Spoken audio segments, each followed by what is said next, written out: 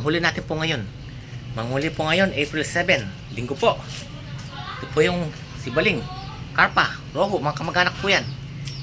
Yan po sa metros. Pinatong ko po sa hollow blocks. Yan po ang dalawang hollow blocks.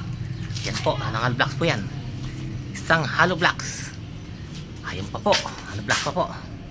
Ang sukat niya po. Ito, landaya po dito. Patag po ito, hindi po nakasag o nasa patag po siya. Yan po talaga po naging sukat. Nasa lamag 30 and 1/4, 30 and 1/2. Sukat niya po.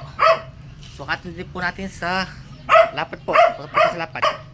Ayan po ang lapad niya po. Ang lapad niya po ay ang lapad ay nasa 9 inches. 9 inches ang lapad po. Ayun po. Yan po ang lapad na pong isda. Ang kapal lang po ng isda. Ito po ang lapad niya po. Kapal po. Magit 5 po. Nasa magit 5 po siya. Yan po ang huli na puntahan ngayon. Masterpiece. Yan po mga huli ko po ngayon. Yan po. Napakalit pong isda. Ito po ang toman. Yan po ang toman. Sukat po sa aking paa. Ito po.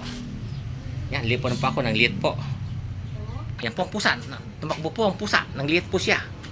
Yan po.